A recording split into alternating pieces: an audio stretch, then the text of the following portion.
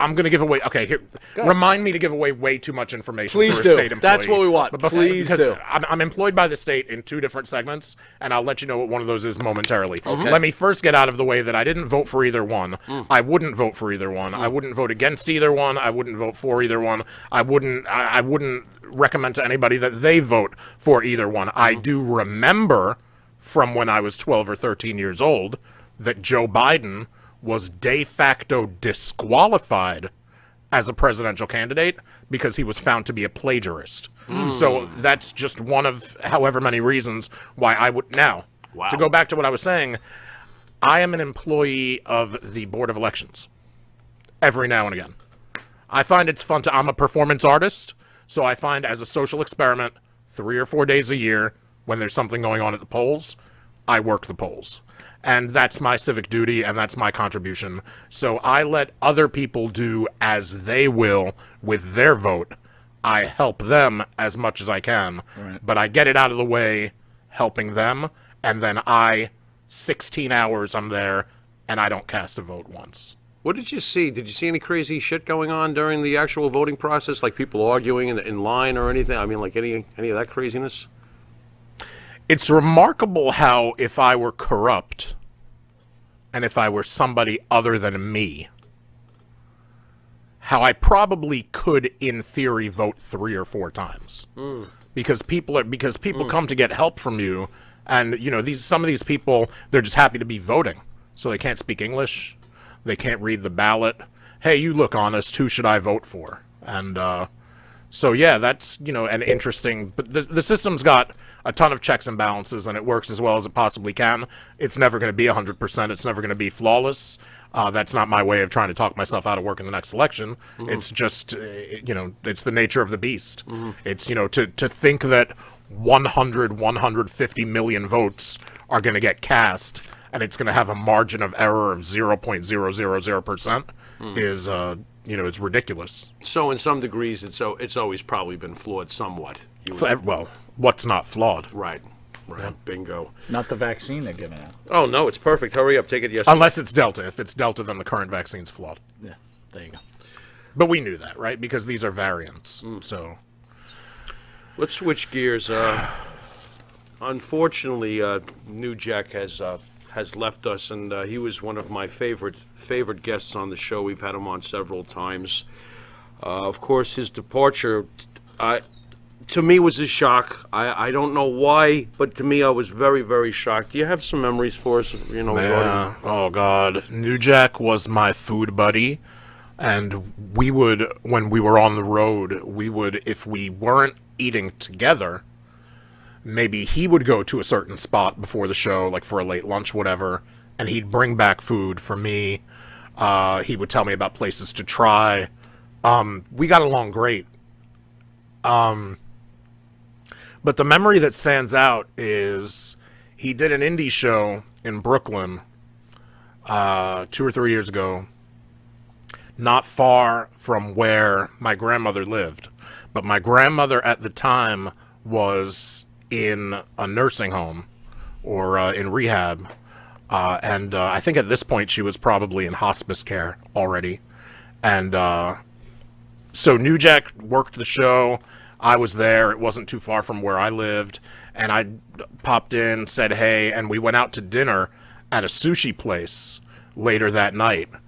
And the sushi place is right by my grandmother's house, which she hadn't been in a year or two because she'd been in the hospital, rehab, hospice. So after we ate, I asked Jack, I was like, Jack, if you wouldn't mind, if it's cool, can I take a picture of you outside this sushi place? And the intention was I was going to show it to my grandmother to get a pop out of her, because every other time she's seen an image of New Jack is when it was on TNN and him jumping off the balcony and putting me through a table. So I take the picture, I show it to her, and she smiles and she laughs because it's like worlds colliding. What was this guy that I've seen on national television doing a block from my home where you and I go to eat sushi all the time? So she smiled and she laughed. and she passed away 3 weeks after that. And it was pretty much the last time maybe that she ever that I ever got, you know, a smile and a laugh out of her. So I've got the picture of New Jack outside the sushi place. I've got it in the camera roll on my phone, and God, man, he was just he was real people. You know what I mean? He was. Yep. He lived his worldview, and he was who he was, and he was unapologetic. And if you were somebody that he didn't like, then you wouldn't have liked him, because if he didn't like you, he wasn't going to sugarcoat it and put a filter and that kind of thing. But if you were like family to him, if you were somebody who he allowed into his like inner circle, then you couldn't have a more loyal friend in the world. What would you describe his legacy as? Do you believe that he's in the penthouse of the greatest of the great hardcore wrestlers? Because to me, he's a measuring stick. Yeah, I think so. I think the number of times he's been emulated by you know, students at wrestling schools who are, you know, taking bookings and doing their own first hardcore matches, and just up and down the independent circuit, like no matter where you are in the country, no matter where you are really in the world, I think there are so many people trying to be what New Jack was, just kind of have that same flavor, that same kind of spirit or vibe. And he really was one of a kind. He really was. I mean, the same way Brody was one of a kind. Sure. Is, you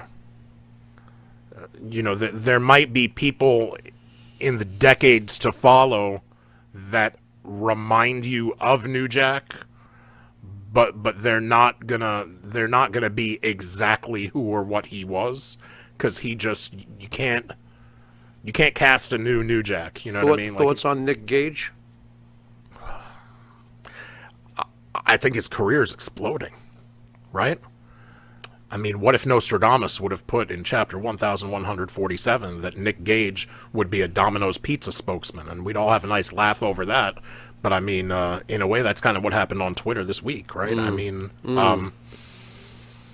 kudos to him. You know, also very real, also salt of the earth, also, I don't know him personally. I haven't met him, but I like what I see. You know what I mean? In the sense that he is true to who he is. Right.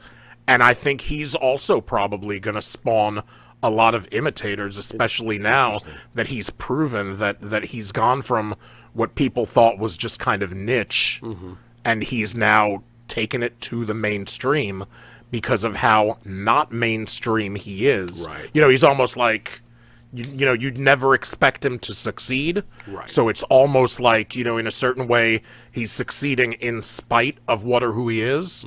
And I think there's a certain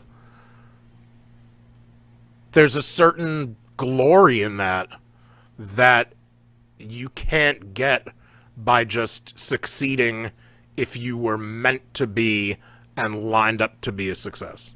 Joel, let's break into one of my, well, they probably really are my favorite tag team outside of Demolition, the amazing Dudley Boys. Tell me about your experiences working with the great Dudley Boys.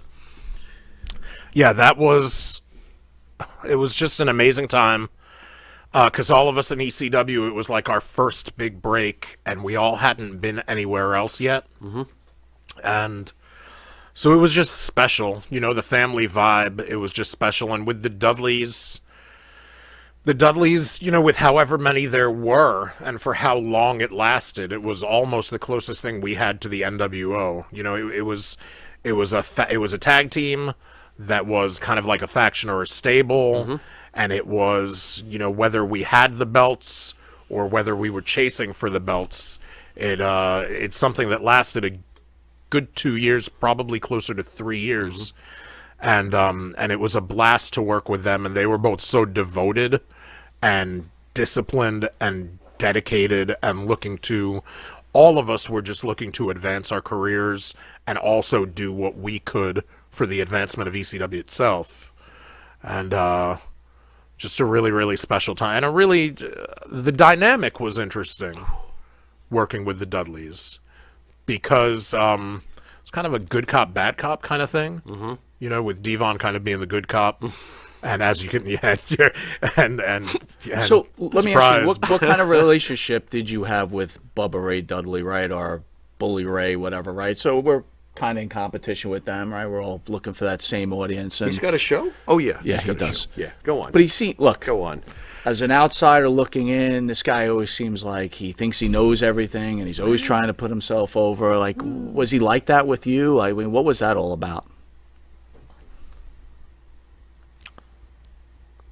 There was one. No, he wasn't because, and I wasn't. I was. Look, we were all young. We were all like in our 20s. Oh, yeah. But I was like early to mid. Like I was.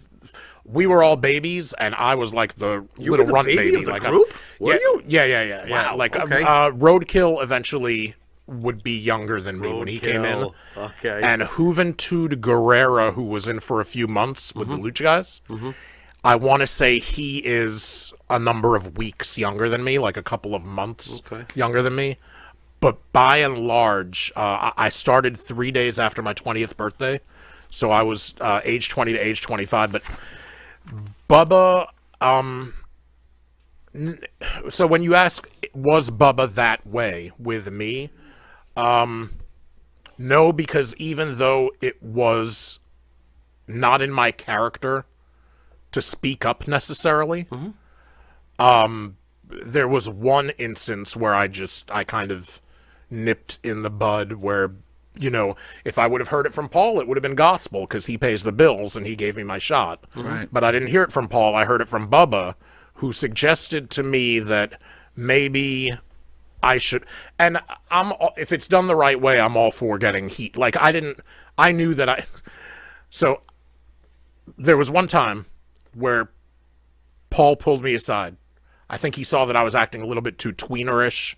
Maybe I slapped somebody's hand. I did something that was a little, this pre-TNN. So I was with the Dudleys in the meat and the heart of the heat of trying to incite riots and all that and get the Dudleys the Dudley heat. And Paul, when I came to the back after working, Paul said, "You're worth $1 million to me as a heel. Right now, you are worth nothing to me as a babyface." And I understood what that meant, and it was wise, and it meant a lot, and I put it in my back pocket, and it meant something, and I learned from it. Bubba one night said, maybe you should, because people were starting to get off on the Gertnerisms, and the Gertnerisms were starting to get longer, right? Another line here, another verse They there. look great, though. And I loved Bubba them. was like, how about maybe you should go out there and be like, well, it is I, Joel, you suck, Gertner. Or Joel, I rock. Like, it was, like, in other words, sabotage my own moneymaker. Right. And intentionally, you know what I mean? Like, So he sees you taking off and he wants the New York gimmick. That's what it feels like. I'm not asking you to say that, but that's how it feels to me. What the hell's that? well, Seems in line. you know, Well, Bubba. you know what? Done similarly but different, Okay. it could have worked. Okay. But the way he recommended it, I felt did not work. Right. So I kind of, to show him how I thought it wasn't appropriate, I said, Bubba, wouldn't this, so you're a wrestler, right? I'm the talker, but you're the wrestler. Right. Wouldn't this be akin to, you go out, after I've done that, now you're out there 3 minutes in, and you're working the match, and because all these people paid their ticket money to see you wrestle as well as you can and try to win the match, you throw a drop kick to somebody's shins. Sure. Right. And Right. and that kind of nipped it in the bud. Right. And from that point forward, Bubba wasn't quite that way. So he was cool with that analogy coming from you. He Very understood it, interesting. I think, All yeah. right. All Honestly, right, that's cool. honestly, personally, again, not a big fan of him to begin Right. with. So anyway, Right. John Lewis is